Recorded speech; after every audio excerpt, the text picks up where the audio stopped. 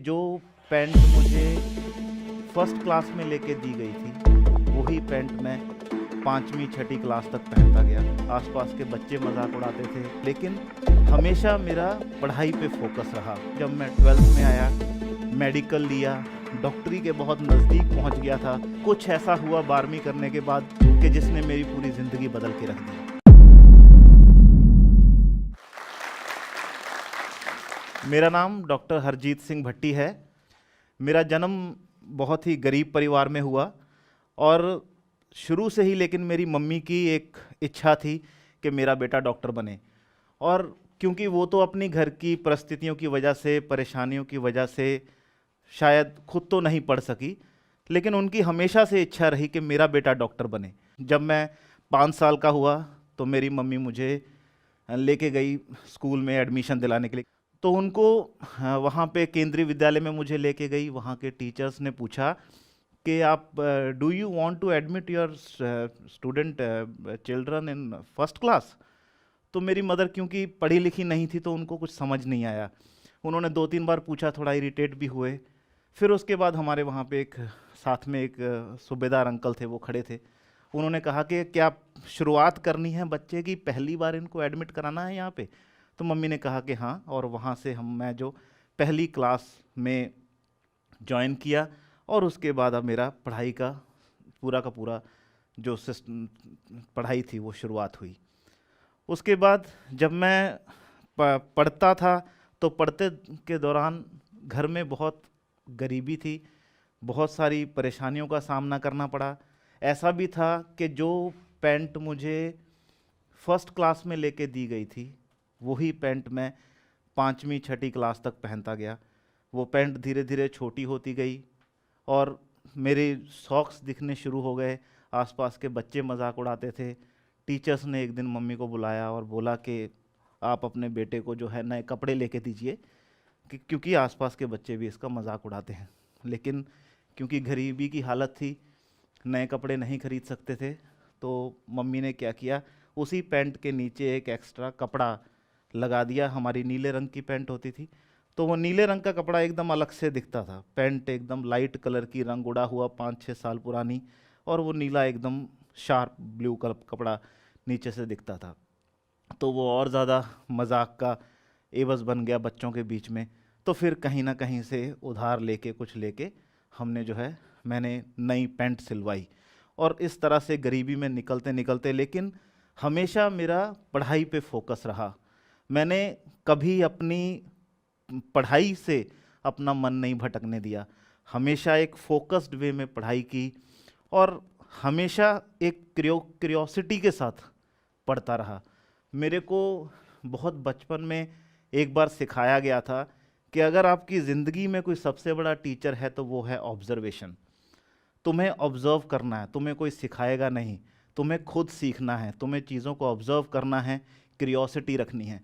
उस चीज़ को मैं फोकस्ड होके चलता गया और हमेशा देखता गया कि आखिर यहाँ से मुझे क्या सीखने को मिलेगा और इस जगह से मुझे क्या सीखने को मिलेगा। और यही करते करते जब मैं 12th में आया, मेडिकल लिया, डॉक्टरी के बहुत नज़दीक पहुंच गया था और लगा था कि अब मेरी ज़िंदगी बदलने वाली है और मैं डॉक्टर बन जाऊंगा, मैं अपनी मम्मी की इच्छाओं को पूरा कर दूंगा। लेकिन कुछ ऐसा हुआ 12वीं करने के बाद कि जिसने मेरी पूरी ज़िंदगी बदल के रख दी। उस दिन एकदम से हमें फ़ोन आया कि मेरे पिताजी का देहांत हो गया है। ये चीज़ ऐसी थी एकदम शॉकिंग, क्योंकि वो सेहतमंद थे, उनको कोई परेशानी नहीं थी, कोई बीमारी नहीं थी, और हमारी दुनिया जैसे एकदम से उजड़ के रह गई थी। मैं पीएमटी की तैयारी कर रहा था और मुझे लगा था कि मैं डॉक्टर अब बन ही जाऊंगा, पर ये खबर ने हमें बिल्कुल तोड़ के रख दिया। पर फिर भी मैंने हिम्मत नहीं हारी। मैंने अपने घर की जिम्मेदारी भी निभाई, बहनों का भी पालन पोषण करता रहा और उसके साथ साथ में पढ़ाई भी करता रहा और जबलपुर में एमबीबीएस ज्वाइन की। जब मैं एमबीबीएस में गया तो मेरे जो साथ के लोग थे, यूजुअली मेडिकल प्रोफेशन में आने वाले लोग अच्छे घरों से, अमीर लोग ही होते हैं। मैं ही था जो एक गरीब परिवार से गया था।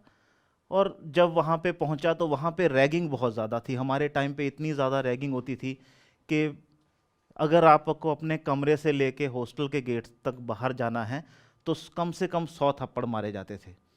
ये केवल एक तरीका था सीनियर्स का जूनियर्स को दबा के रखने का। और बहुत अच्छी बात है कि अब रैगिंग ख़त्म हो चुकी है, नहीं तो वो जो समय था वो इतना बुरा था कि हम डरे रहते थे, हमारे मुंह पे थप्पड़ों के निशान रहते थे। लेकिन फिर भी जब भी मम्मी का कॉल आना कि बेटे कैसी चल रही है तेरी पढ़ाई, तो हमेशा खुशी खुशी बोलना कि मैं बहुत अच्छा हूँ, यहाँ पे बहुत खुश हूँ और बढ़िया तरीके से अपना जो है मेडिकल की पढ़ाई पढ़ रहा हूँ।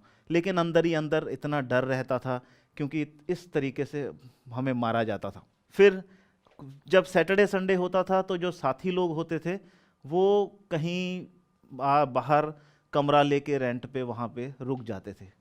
लेकिन मैं तो अब रेंट पे कमरा भी नहीं ले सकता था, तो मैं क्या करता था, जाके गुरुद्वारे में सोता था कि सैटरडे संडे मैंने गुरुद्वारे में बिता लिया।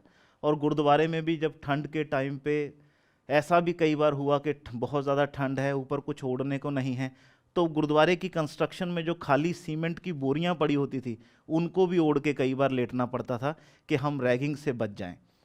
और फिर जब अगले दिन हॉस्पिटल या मेडिकल कॉलेज जाना तो फिर सीनियर्स की वही मार और उनका गुस्सा।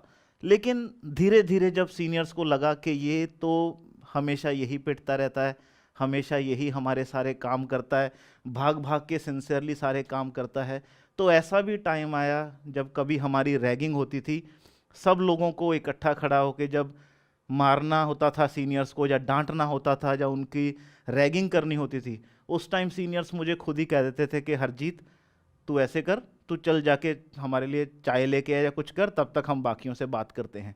तो कहीं ना कहीं एक उनके अंदर भी एक इंसानियत नज़र आ गई थी कि ये लड़का इतना सिंसियरली काम करता है तो क्यों इसको इतना परेशान करना।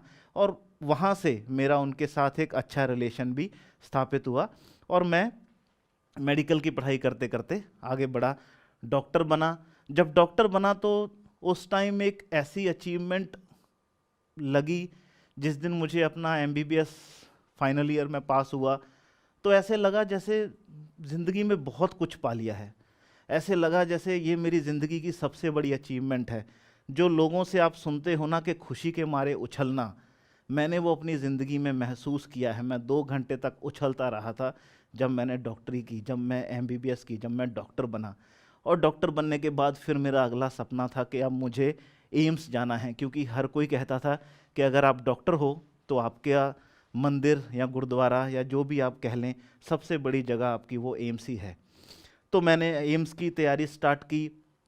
जब मैंने एम्स के लिए पढ़ना शुरू किया, एम्स की प्रिपरेशन जो PG की प्रिपरेशन होती है उसको करना शुरू किया, तो उसको करते करते 1 साल का गैप लेना पड़ा। लेकिन मैं किसी तरीके से एम्स का एग्ज़ाम भी क्लियर किया और एम्स में जेरियाट्रिक मेडिसिन करने लगा। तो मेरा जो एक सफ़र था, मेरी मम्मी की एक ख्वाहिश कि मेरा बेटा डॉक्टर बने, वहाँ से लेके एक एम्स का डॉक्टर बनना, ये बहुत ही मुश्किलों से, गरीबी से और स्ट्रगल से भरा रहा।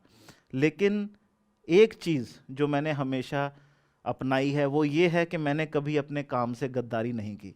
मैंने हमेशा अपने काम को पूरी ईमानदारी से निभाया है।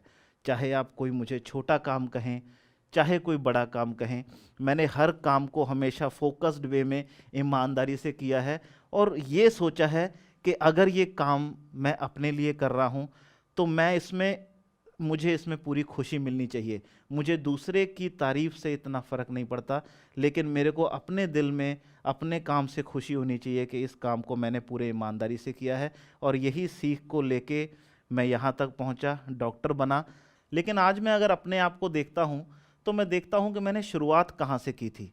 एक वो हरजीत जो बहुत गरीबी में पला बड़ा, जो पैंट तक खरीदने के पैसे नहीं थे, कभी कभी ऐसा भी होता था कि फ़ीस तक लेट हो जाती थी। लेकिन आज मैं एक सक्सेसफुल डॉक्टर हूँ। तो ओवरऑल अगर देखा जाए तो जो स्ट्रगल थी वो आज कहीं ना कहीं एक बड़ी कामयाबी में परिवर्तित हुई है।